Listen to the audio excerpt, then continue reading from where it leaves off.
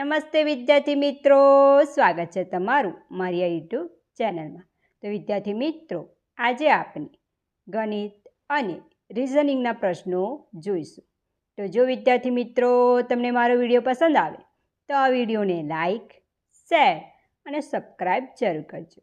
તો ચાલો વિદ્યાર્થી મિત્રો વિડીયોની શરૂઆત કરીએ. તો વિદ્યાર્થી મિત્રો, પ્રશ્નની શરૂઆત કરતાં પહેલાં આજના જે પ્રશ્નોનો સમાવેશ કરવામાં આવેલો છે તે પરીક્ષામાં પૂછાયેલા પ્રશ્નોનો જ અહીં સમાવેશ કરવામાં આવેલો છે. તો હવે આપણે પ્રશ્નની શરૂઆત કરીશું.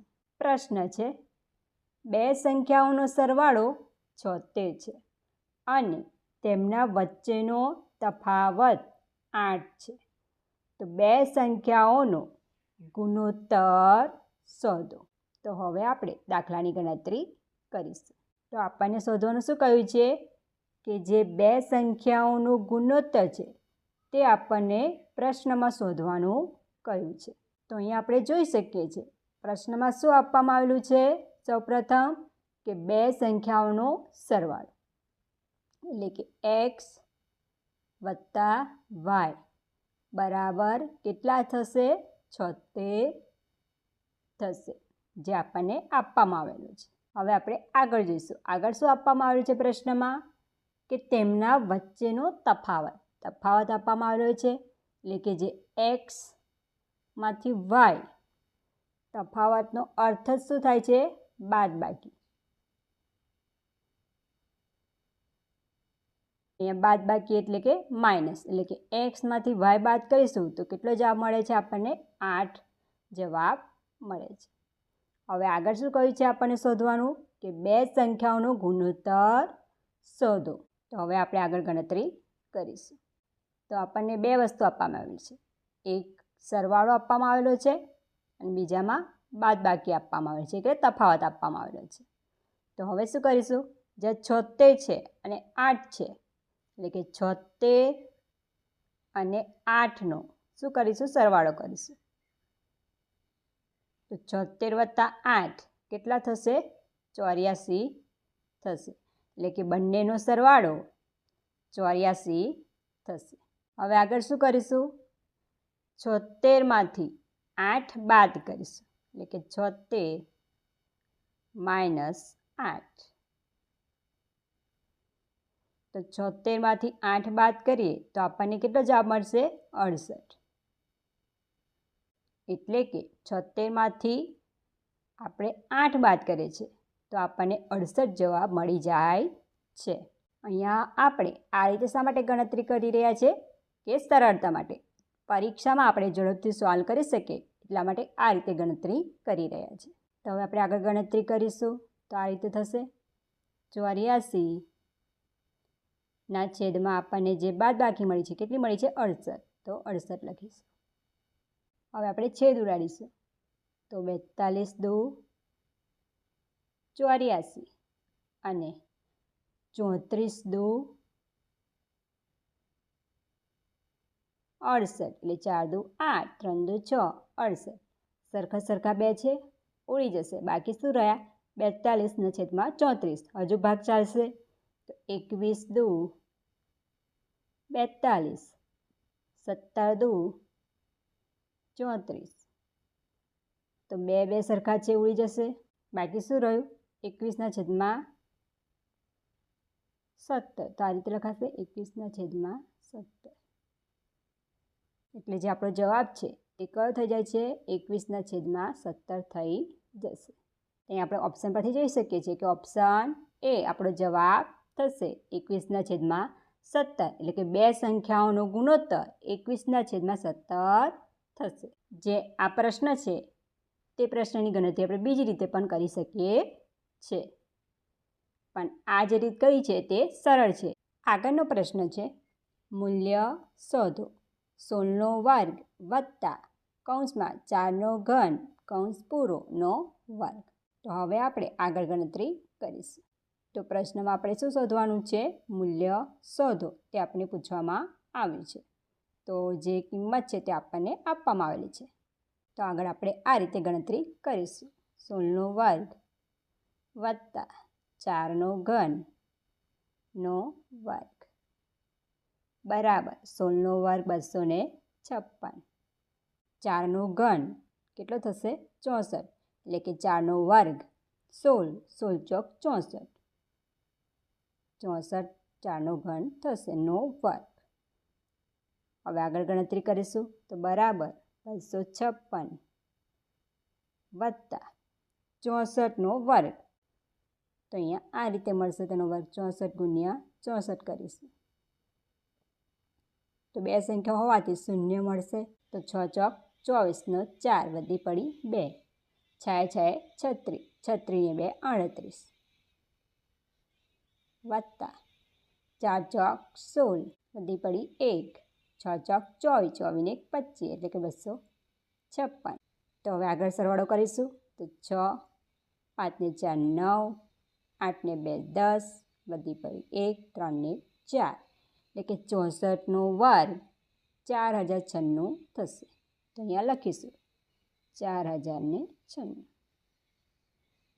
તો હવે આપણે આગળ ગણતરી કરીશું તો બરાબર 256 વત્તા 4096નો સરવાળો કરીશું તો 6 અને 6 12 થશે.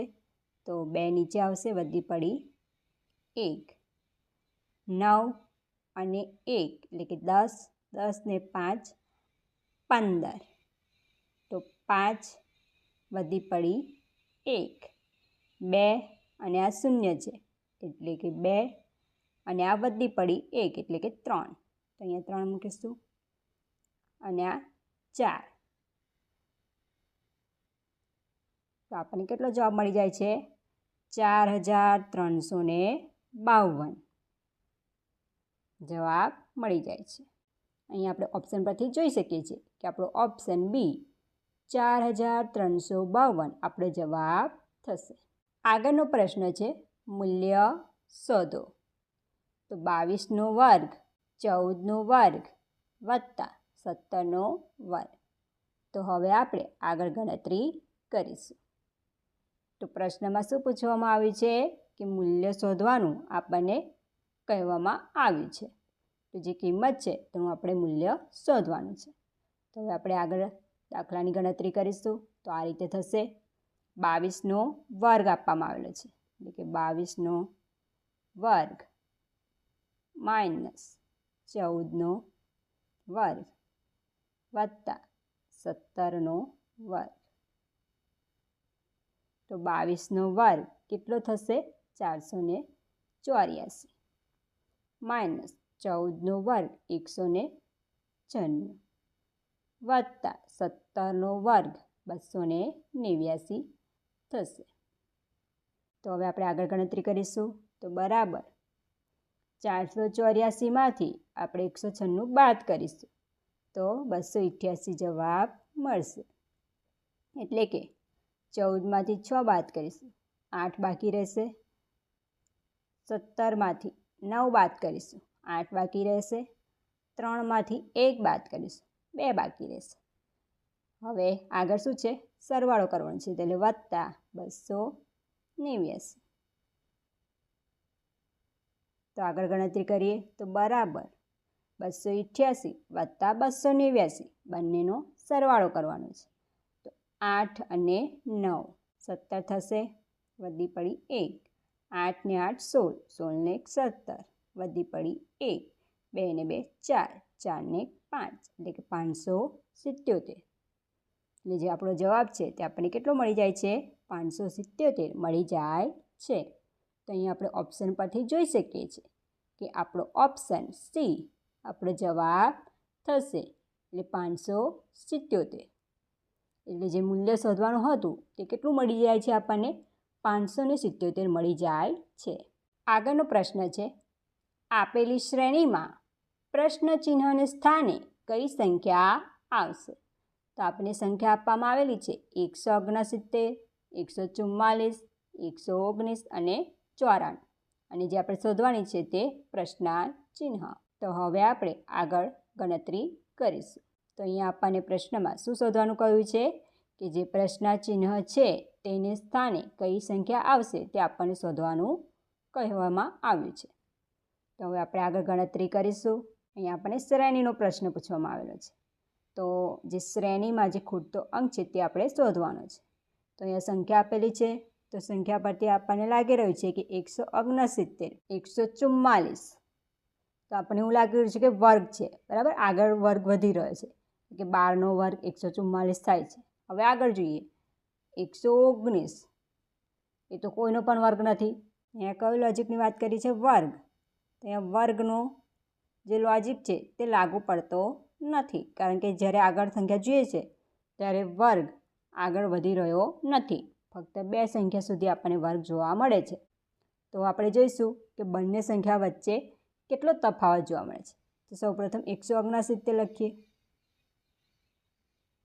અને 144. તો અહીંયા આપણે જોઈ શકીએ છીએ કે આ મોટી સંખ્યા જોવા મળે છે, આ નાની સંખ્યા છે, એટલે કે ઘટાડો થઈ રહ્યો છે. તો કેટલાનો ઘટાડો થઈ રહ્યો છે તે જોઈશું. 169માંથી 144 બાદ કરીશું, એટલે કે 9માંથી 4 જશે, 5 બાકી રહેશે. 6માંથી 4 બાદ કરીશું તો 2 બાકી રહેશે, 1માંથી 1 તો 0. એટલે જે આપણે તફાવત છે આ બંને વચ્ચે કેટલાનો છે? 25નો છે. હવે આપણે આગળ જોઈએ કે આગળ શું આ તફાવત જોવા મળે છે કે નહીં. તો આગળ કઈ સંખ્યા છે? 144 પછી 119. તો અહીંયા પણ આપણે જોઈએ 14માંથી 9 બાદ કરીએ તો કેટલા બાકી રહેશે? 5. અને 3માંથી 1 બાદ કરીએ તો કેટલા બાકી રહે છે? 25. હા, અહીંયા પણ તફાવત 25નો જોવા મળે છે. તો હજુ પણ આગળ વધીએ કે આગળ જોવા મળે છે કે નહીં. તો આગળ કઈ સંખ્યા છે? 94. તો 119માંથી 94 બાદ કરીશું એટલે આ 19 તો છે જ. અને અહીંયા કેટલા બાકી રહ્યા? 6. તો 19 અને 6 કેટલા થાય? 25 જ થાય. તો અહીંયા 25નો તફાવત જોવા મળે છે. અહીંયા જે લોજિક છે કયું છે? તફાવત. કે જે બંને વચ્ચેનો તફાવત છે તે બધામાં જ કેવો છે? સરખો છે. એટલે કે 25, 25 અને 25. એટલે જે પણ આગળની સંખ્યા હશે તેમાં પણ 25નો તફાવત જોવા મળશે. તો આપણે 94માંથી 25 બાદ કરીએ તો 14માંથી 5 બાદ કરીએ કેટલા બાકી રહેશે? 9. 8માંથી 2 બાદ કરીએ કેટલા બાકી રહેશે? 6. એટલે કે જે આગળની સંખ્યા છે તે કઈ હશે? 69 હશે. એટલે જે આપણો જવાબ છે કયો થઈ જાય છે? 69 થઈ જાય છે. એટલે આપણે ઓપ્શન પરથી જોઈ શકીએ છીએ કે ઓપ્શન એ આપણો જવાબ થશે 69. એટલે કે જે પ્રશ્ન ચિહ્નને સ્થાને જે સંખ્યા આવશે તે 69 હશે. આગળનો પ્રશ્ન છે, આજે રવિવાર છે તો 58 દિવસ બાદ કયો વાર હશે? તો જે આ પ્રશ્ન છે તે કેલેન્ડરમાંથી પૂછવામાં આવેલ પ્રશ્ન છે. તો હવે આપણે આગળ દાખલાની ગણતરી કરીશું. તો અહીંયા આપણે પ્રશ્નમાં શું શોધવાનું કહ્યું છે કે 58 દિવસ બાદ કયો વાર હશે તે આપણને શોધવાનું કહ્યું છે. તો અહીંયા પ્રશ્નમાં જોઈ શકીએ છીએ કે પ્રશ્નમાં આપણને આજે રવિવાર છે તે આપવામાં આવેલું છે અને ત્યારબાદ શું કહ્યું છે કે 58 દિવસ બાદ કયો વાર હશે તે શોધવાનું છે. તો અહીંયા આપણે શું કરીશું કે જે અઠવાડિયા હોય તેમાં કેટલા દિવસ હોય? હંમેશા 7 દિવસ હોય. તો જે અઠવાડિયામાં 7 દિવસ હોય છે તેની વાત કરી છે. તો જે આ 7 છે તેના વડે આપણે જે 58 છે તેને ભાગીશું તો આપણને સરળતાથી જવાબ મળી જશે. તો 7 વડે ભાગીએ તો 7 * 56. બાદબાકી કરીશું 58માંથી 56 બાદ કરીએ 2 બાકી રહેશે. એટલે કે આ જે શેષ મળે છે આપણને તે કેટલી મળે છે? 2 મળે છે. કારણ કે આગળ હવે ભાગ ચાલશે નહીં. તો અહીંયા આપણને જે શેષ મળે છે તેનો જ આપણે ઉપયોગ કરીશું. કેટલી શેષ મળે છે? 2 મળે છે. તો જે રવિવાર છે તેમાં 2 દિવસ ઉમેરીશું એટલે કે રવિવાર પછી કયો વાર આવશે? સોમવાર અને મંગળવાર. એટલે જે આપણો જવાબ છે ક થઈ જશે, મંગળવાર થઈ જશે. એટલે જ્યારે પણ પરીક્ષામાં આવા પ્રશ્ન પૂછાય છે ત્યારે તમારે શું કરવાનું છે? 7 વડે તે સંખ્યાને ભાગી નાખવાની છે અને જે શેષ મળે છે તેને તમારે રવિવારમાં ઉમેરવાના છે. એટલે કે રવિવાર હોય તેમાં 2 ઉમેરીશું તો કયો વાર આવી જશે? મંગળવાર આવી જશે. તો તેવી જ રીતે જે તમને પરીક્ષામાં સંખ્યા આપવામાં આવેલી હોય તે રીતે તમારે ગણતરી કરવાની છે. તો અહીં આપણે જોઈ શકીએ છીએ કે ઓપ્શન કયો થશે? ઓપ્શન બી, મંગળવાર આપણો જવાબ થશે. એટલે કે 58 દિવસ બાદ મંગળવાર હશે. તો જો વિદ્યાર્થી મિત્રો તમને મારો વિડીયો પસંદ આવ્યો હોય તો આ વિડીયોને લાઈક, શેર અને સબસ્ક્રાઈબ જરૂર કરજો. તો મળીશું એક નવા વિડીયો સાથે.